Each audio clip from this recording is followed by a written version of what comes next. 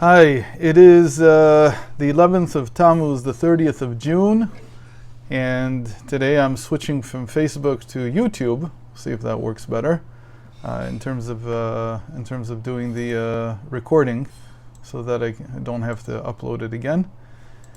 And what we're going to talk about is the 6th and 7th readings today of Balak. And there's always something in the 7th reading that I can't resist. It's such an incredible sequence of thoughts. So let's get straight to it. There's always the question of where in the Torah does the Torah speak about the Messiah, the Mashiach? Does the Torah even speak about the Mashiach? So Maimonides claims that it does. And I want to read to you from the very end of his halachic work, from his legal work. And I'm not going to share the screen, but if you can open it. So we're looking at the laws of kings and their wars, chapter 11, the first halacha. And if you would like to see it on what do you call it, on your computer, so I can share it in the chat here. I can get a link here that you can look at it yourselves. Okay, so let's read what he writes, and this is all related to our reading, as we'll see in a moment. So he writes like this: in the future, the Messianic king will arise and renew the Davidic dynasty, restoring it to its initial sovereignty. He will build the temple and gather the dispersed of Israel. Then, in his days, the observance of all the statutes will return to their previous state. We will offer sacrifices, observe the sabbatical and jubilee years according to all their particulars, as described by the Torah. Anyone who does not believe in him or does not await his coming denies not only the statements of the other prophets, meaning that it's clear that the later prophets, of course, spoke about the Mashiach, Isaiah, and so on. Even there, we need to understand it. Obviously, there's been many misunderstandings about what they say, but in any case, they do talk about it. But those of the Torah and Moses, meaning if you deny the coming of the Mashiach at some point, then you are not only going against the statements of the other prophets, but of first and foremost the Torah itself. And this is from Maimonides, who then claims, he says like this: the Torah testified to his coming, as Deuteronomy 30 verses 3 through 5 state. God will bring back your captivity and have mercy upon you. He will again gather you from among the nations. Even if your diaspora is at the ends of the heavens, God will gather you up from there and bring you to the land. So this is very perplexing. He continues and he says, these explicit words of the Torah include all the statements made by all the prophets. Now, why is that perplexing? Because it doesn't seem that those verses talk of a person. They say that God will return your exile. That God will do all this. Where do you see that the person is being discussed here even? There's nothing even close to that. Anyway, he continues, and he says like this: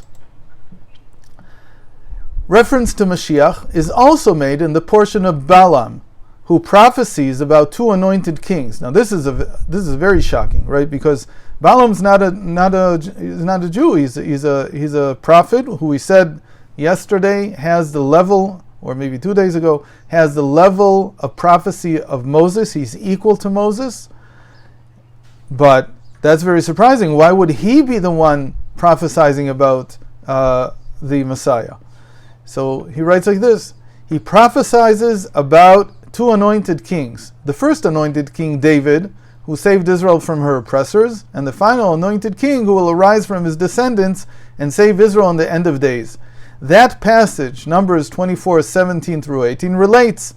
And now he explains, this is a part of our reading, he explains each part of the reading, each one of these verses, 17 and 18, how they refer to either David or to the Messiah. He says, I see it, but not now. This is from, again, Numbers 24:17. This refers to David. I perceive it, but not in the near future. This refers, says the Rambam, Maimonides, to the Messianic king. A star shall go forth from Jacob, says Maimonides. This refers to David. And a staff shall arise in Israel. This refers to the Messianic king. crushing all of Moab's princes. This refers to David, as it says in 2 Samuel 8:2.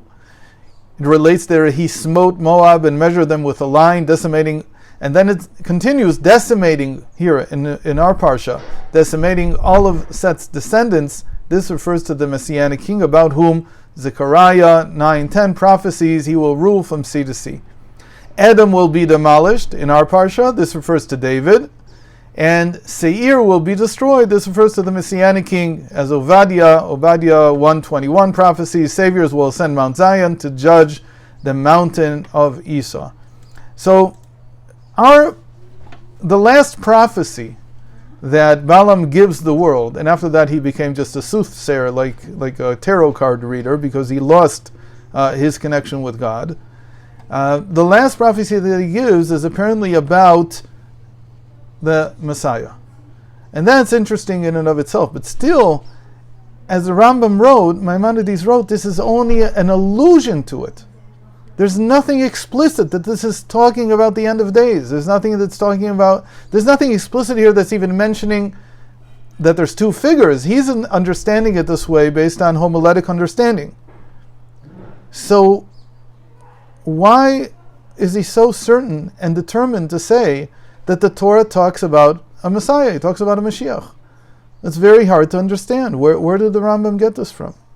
So you read this over and over and over again, and it doesn't help, because you still can't see where do you think it's so explicit, to the point where Maimonides, who was very much into creating principles of faith, so he made the 12th principle of faith, the faith in the Messiah. And he said that if anybody doesn't believe in this, then like you said here, it's as if he doesn't believe in Moses' entire prophecy.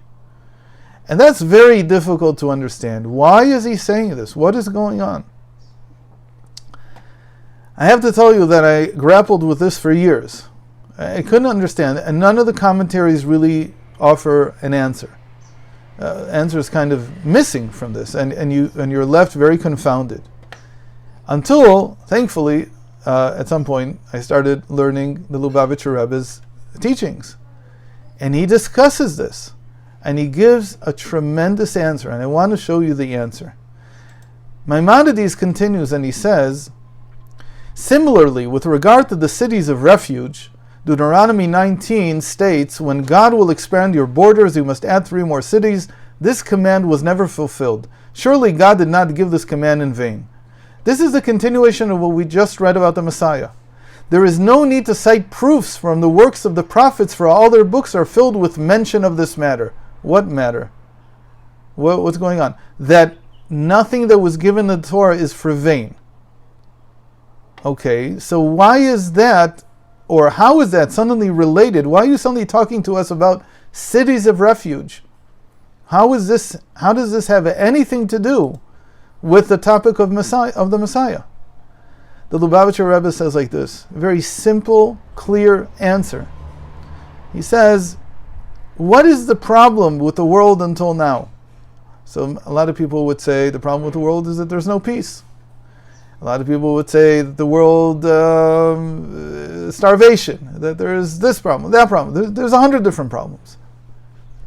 Says Maimonides, and this is certainly the Jewish belief, that the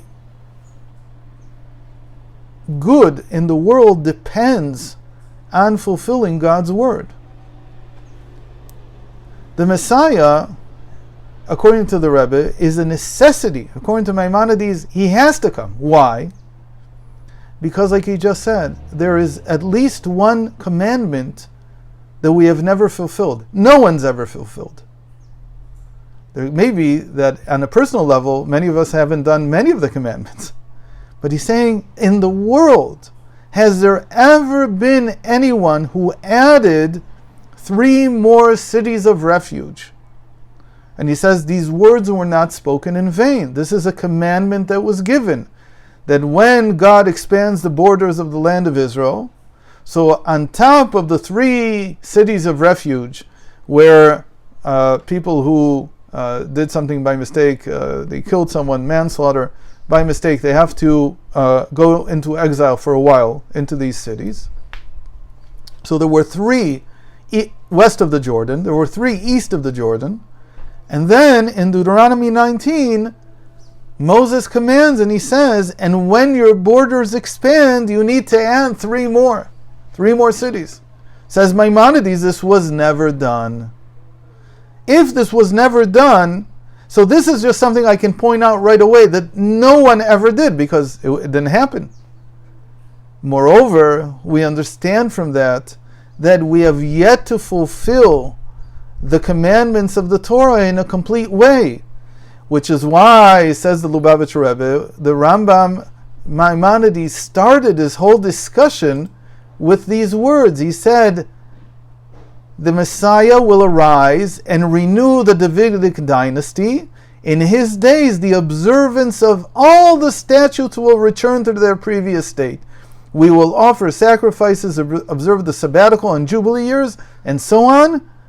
And in addition to that, like we just read, even the 3 additional refuge cities will be determined. And he will do that also. Meaning, in other words, says the Rebbe, that the Mashiach represents the culmination, the totality, the perfection of following God's words. And then the Messianic era can begin. It's the same way as someone saying, I want to sell you a house, but there are conditions. I want to give it to you. You have to pay me the money. You have to do this. You have to do that. Meet all the conditions, and you get the property. He says the same thing is with this world. This world has not been fulfilled yet. We haven't yet perfected it, not in the sense that we haven't been able to create peace or anything like that. We haven't even been able to follow the terms and conditions of this world. And what does that mean? That we haven't gotten out of it what we can.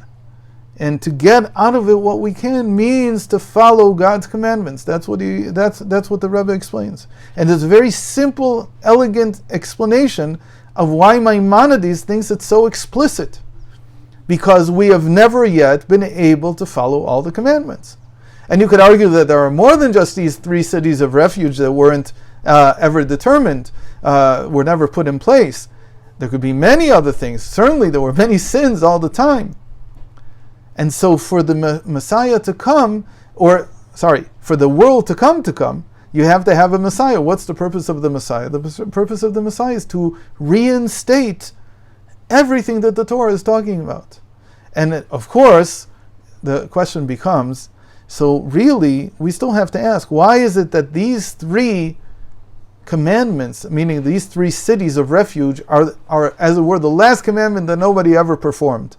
What's so special about these 3 cities of refuge? The answer is that we said that there were 6 cities of refuge in the land of Israel as it is now. We know where they are. And there's 3 more for the future. What do they represent? The 6 represent what we call the rectification of our emotional and habitual faculties, from loving kindness down to kingdom. We rectify all that. Everything that was broken in the shattering of the vessels. That was rectified already. What's left? What's left now are the 3 intellectual faculties: wisdom, understanding, and knowledge. Those also need to be rectified. How are they rectified? They're rectified through the learning of Torah. We can now understand why, after, I've said this before and we're going to talk a lot more about it, since next week is the 17th of Tammuz, the first fast day in the series of the 3 weeks, that Chassidus holds that the punishment that was the destruction of the temple is long over. It was over after some years. Why are we still in exile? Why is the world still the way it is? Because the world since then, for the past pretty much 2,000 years, has been going through a transformation of understanding, a transformation of knowledge. A movement from what we can safely call the Bronze Age or the idolatrous age of the world, where everything was pagan, and it started with the Christianification of Rome, and then of Europe, and then Islam, moving the world closer and closer and closer to understanding the value of belief in one God and the belief in the Torah that He gave. And that is the process. And that process simply takes time right away. And it's still happening. So it's very painful. It's a difficult process. But in the end, that's what these 3 cities of refuge symbolize. They symbolize the rectification of the intellectual. I very much hope that we see the end of it quickly. And that is the prophecy that Balaam gave us. And it's beautiful that this prophecy, even though, again, it's homiletic here, but he himself, we talked about this universality of Balaam, then he himself in the end is considered to be the one who prophesizes, at least somewhat clearly, or at least even homiletically, in the Pentateuch about the coming of the Messiah. So I want to wish everyone Shabbat Shalom, and hope to see you next week on Sunday. Sunday, it's 2 hours later. Please don't forget. 2 hours? 2 hours later, right. Bye-bye.